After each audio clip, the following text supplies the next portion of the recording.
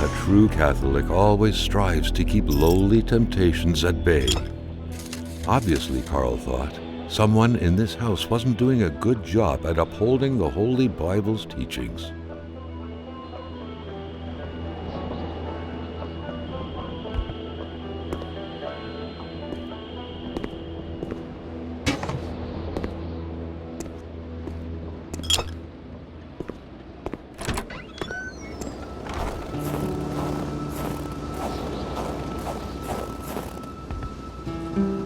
Carl was no burglar.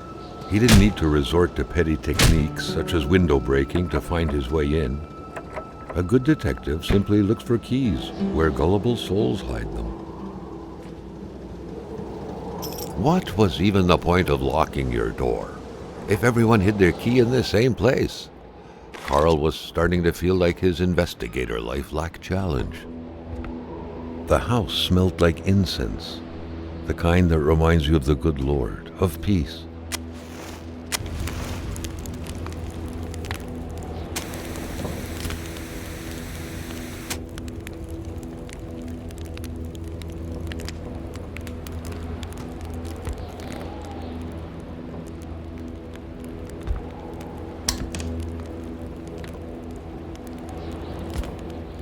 Religion was very influential throughout Quebec many years ago. Indeed, it was surprising that Carl did not come across a single chapel since arriving here.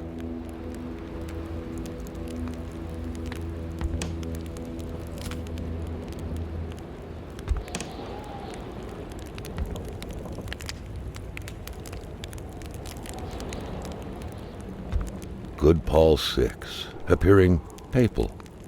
His crooked fingers gave the impression he was about to bestow a miracle.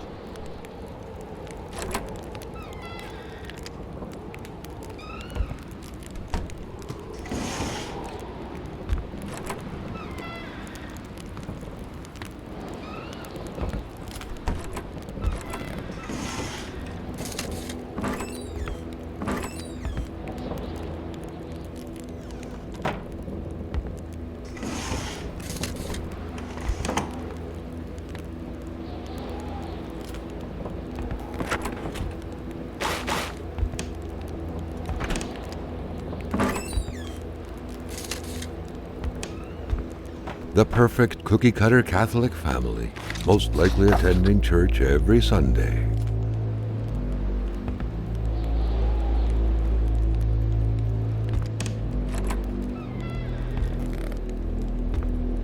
Who knew that giraffes thrived in the North Pole? The craze for toys was stupefying.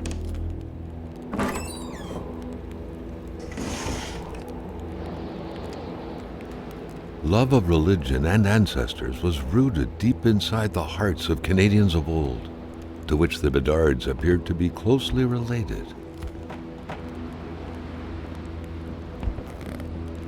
The family's mother must have spent her days washing the filth off her kids' diapers. The empty cradle sent an eerie feeling down Carl's spine, as if minutes ago someone just grabbed the baby and made a run for it.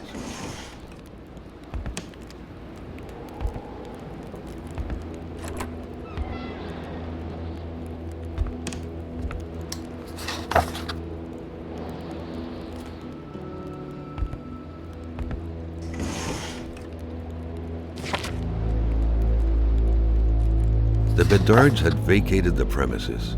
Carl gathered they would be of no help.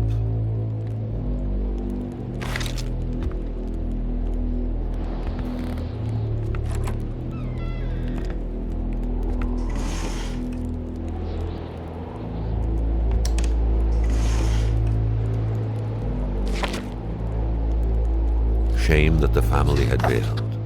Carl would have had a few questions for Jean-Luc, a close friend of Hamilton's.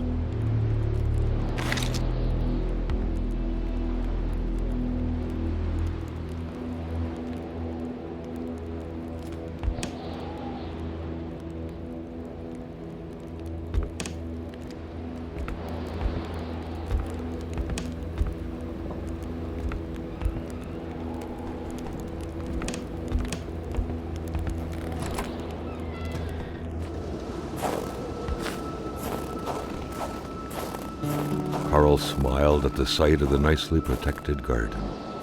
Hopefully, the Bedards had managed to dig every last potato out before the sudden snowfall.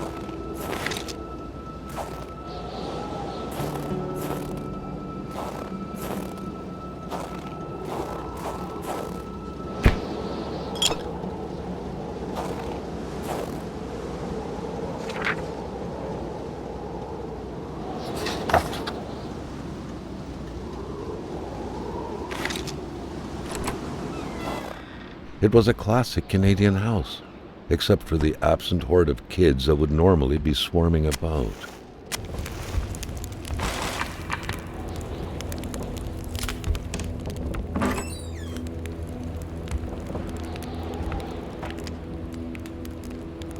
Just one more move and White is checkmated. Game over. It seems the game was abandoned right before the final strike came down.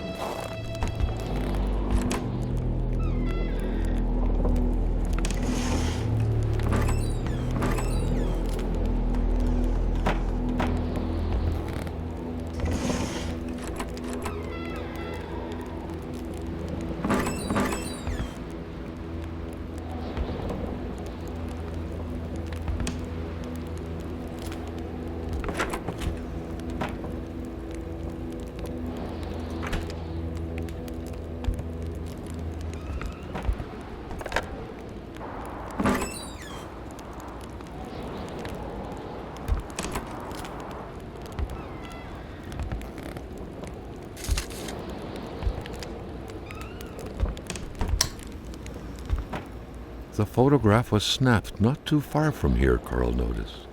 The couple seemed to be very good friends. The couple radiated something akin to lightheartedness, to freedom. Perhaps some people out there truly found a way to live happily ever after. A picture of Wilfred in his youth. Carl figured right away that the man must have been some kind of wildlife officer.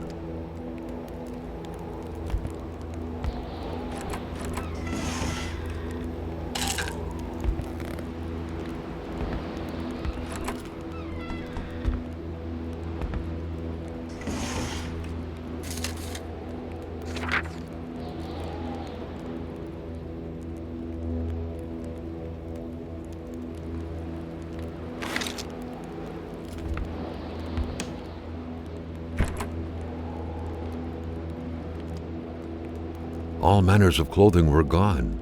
as if the Rois drove out of town with their closet in tow.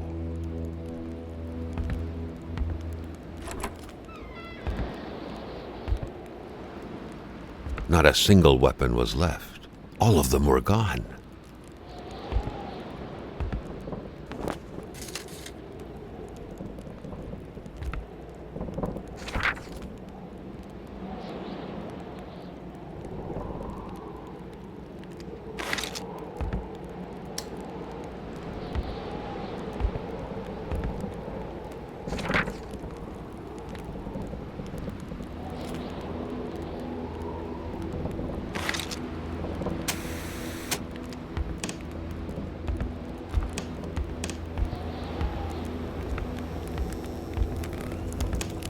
Simone de Beauvoir, Claude Lévi-Strauss, Hannah Arendt, Roland Barthes.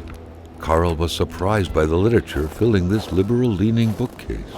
Could there really be intellectuals dwelling in this far-off land?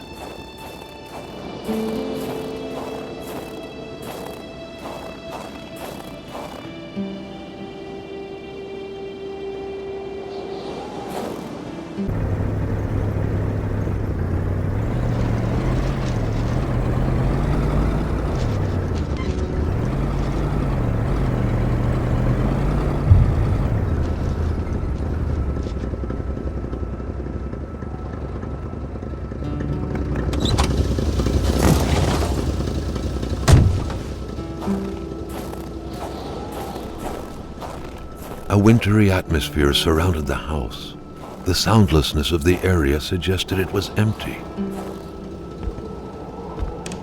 When finding a boot, one wonders what became of the foot.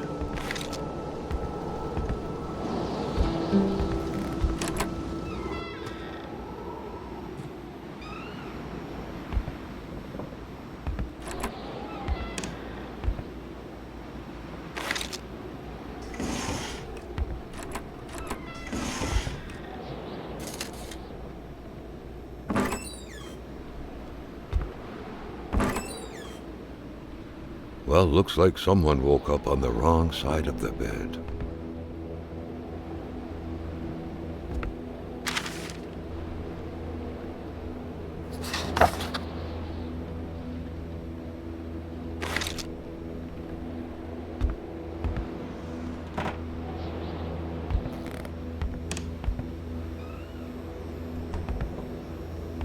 Little Martin Blais with his Uncle Pierre. There was a deep sense of bonding and pride coming out of the picture. Carl felt sorry for the man. No one deserved such a cruel fate.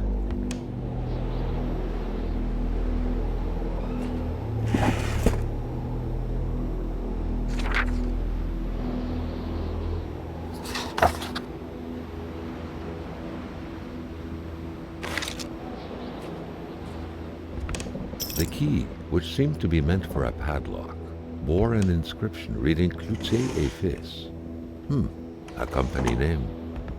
Better keep an eye open. Businesses weren't exactly numerous around these parts.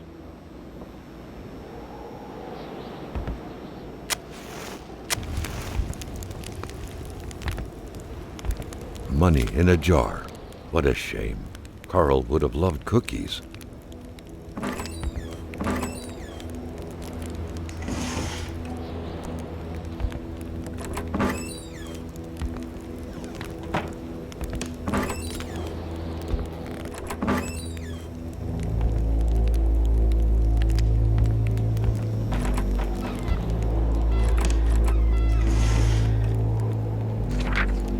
Pay stub for some undoubtedly harsh lumberjack work. Alexandre Blais felled trees and chopped woods for Cloutier et Fils.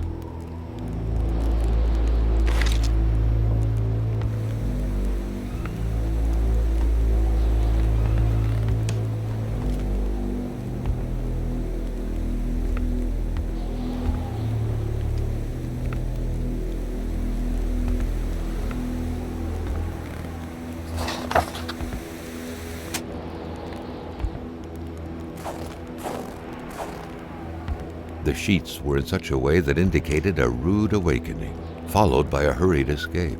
What had happened here?